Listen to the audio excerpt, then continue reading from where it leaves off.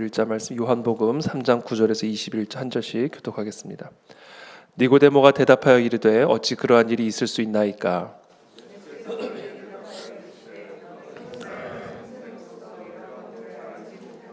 진실로 진실로 내게 이르노니 우리는 아는 것을 말하고 본 것을 증언하노라. 그러나 너희가 우리의 증언을 받지 아니하는도다.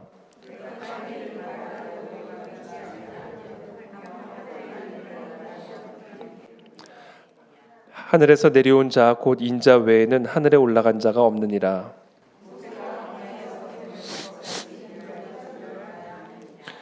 이는 그를 믿는 자마다 영생을 얻게 하려 하심이니라.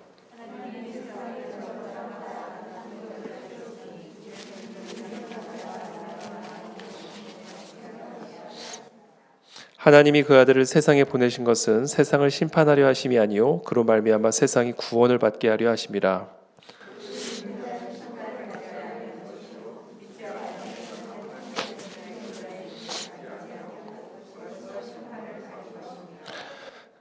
그 정죄는 이것이니 곧 빛이 세상에 왔으되 사람들이 자기 행위가 악함으로 빛보다 어둠을 더 사랑하는 것이니라.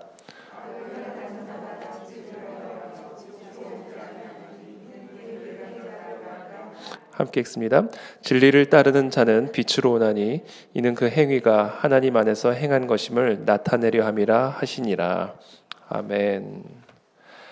니고데모, 우리가 어저께 함께 나눌 말씀이 니고데모는 유대인의 지도자, 유대교 체계의 최고봉에 있는 사람이라고 말할 수 있죠.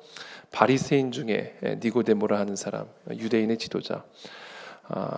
유대의 율법을 아마 가장 철저하게 지키는 사람 가운데 하나였을 것이고 또 많은 유대인들을 지도하는 그런 지도자의 자리에 있었던 니고데모. 그러나 니고데모는 그럼에도 불구하고 여전히 이 물리적 세계, 육의 세계에 갇혀 있는 그런 인물이었습니다.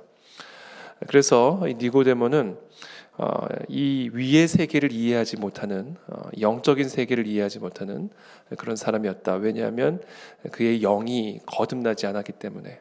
바꿔 말하면 위에서부터 내려오는 그런 영적 생명력으로 다시 태어나지 않았기 때문에 이 니고데모는 비록 유대교의 최고의 지도자임에도 불구하고 여전히 물리적 세계 안에 갇혀 있는 사망과 흑암의 상태에 놓여 있는 그러한 인물이었다라는 겁니다.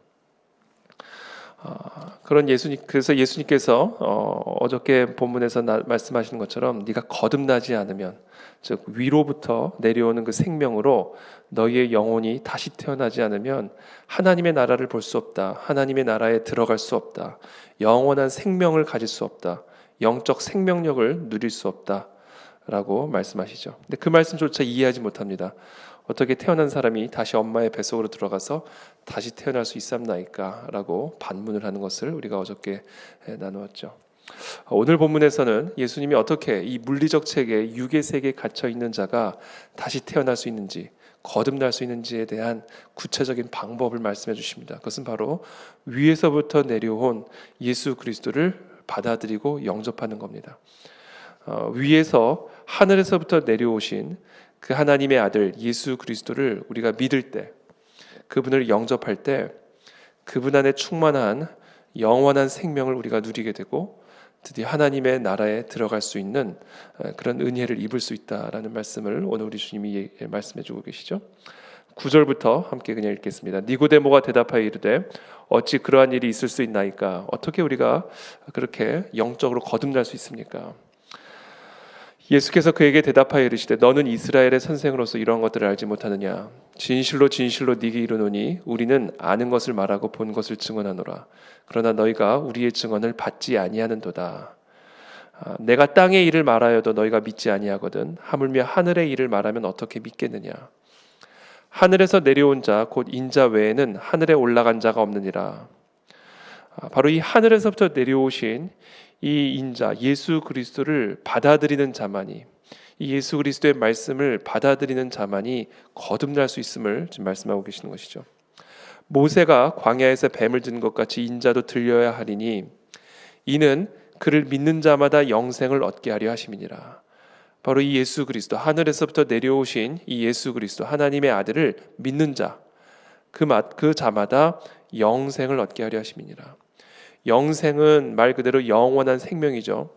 바로 이 영원한 생명은 동시에 영적인 생명력이라고도 말씀을 드렸습니다. 육은 무익하고 우리를 살리는 것은 영이다. 영이 우리에게 영원한 생명을 가져다 주는 것이죠. 바로 이 영적 생명력, 위에서부터 내려오는 바로 이와 같은 영적 생명력으로 거듭난 자가 영원한 생명을 누릴 수 있게 된다라는 것이죠. 바로 하늘에서부터 내려오신 이 예수 그리스도를 영접하는 자, 예수 그리스도께서 우리를 위해서 행하신 일을 받아들이는 자들마다 바로 그와 같은 영원한 생명, 영적 생명력을 누릴 수 있게 된다라는 겁니다. 그 이야기를 16절에서 이렇게 말씀하시죠. 하나님이 세상을 이처럼 사랑하사 독생자를 주셨으니 이는 그를 믿는 자마다 멸망하지 않고 영생을 얻게 하려 하심이라. 우리의 육은 다 멸망하게 됩니다. 육은 다 사망으로 나아갈 수밖에 없게 되죠. 결국 우리를 살리는 것, 우리에게 주어지는 영원한 생명은 바로 영적 생명력으로 말미암는 것이다라는 겁니다.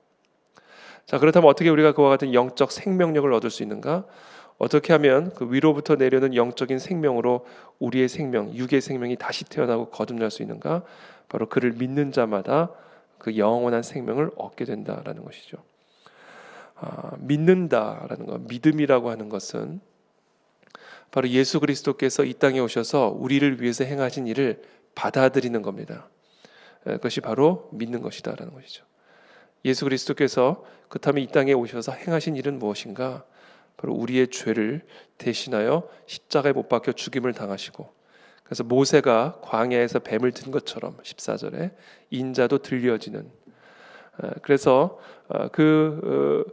예수 그리스도를 믿는 자들마다 그 예수 그리스도께서 우리를 위해서 행하신 일을 받아들이는 자마다 그 예수 그리스도 안에 있는 영원한 생명을 누리게 된다, 얻게 된다라는 겁니다.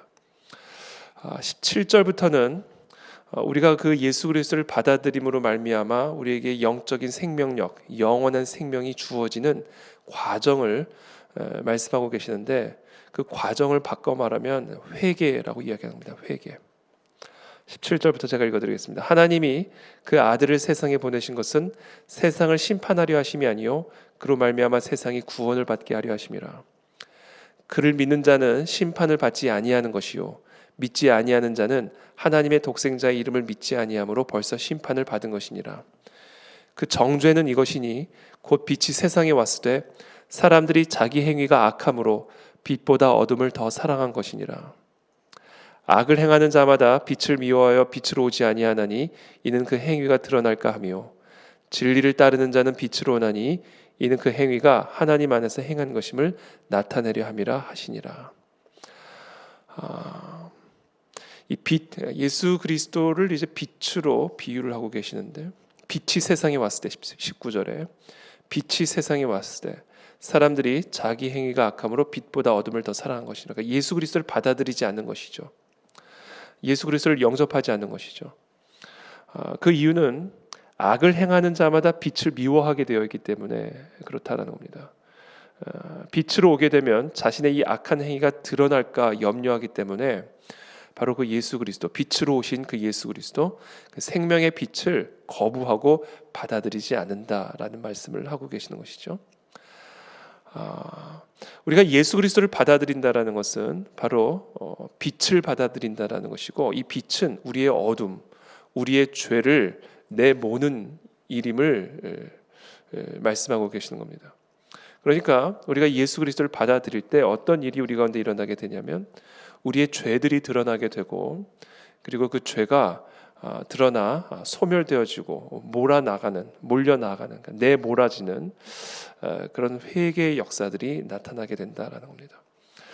그래서 오늘 본문은 거듭나지 않은 자, 이 물리적 세계, 육의 세계에 갇혀 있는 자가 어떻게 하면 거듭나 영원한 생명을 누리게 되는가? 그것은 바로 생명의 빛으로 오신 예수 그리스도를 받아들임으로 말미암아 우리의 죄가 드러나고, 그리고 그 죄를 위해서 대신 십자가에 못 박혀 죽임 당하여 들리신 그 예수 그리스도의 보혈의 능력으로 말미암아 죄 사함을 통하여 우리가 결국은 영원한 생명을 얻게 된다라고 하는 바로 회개의 역사를 오늘 이 시간 우리에게 말씀하고 계십니다.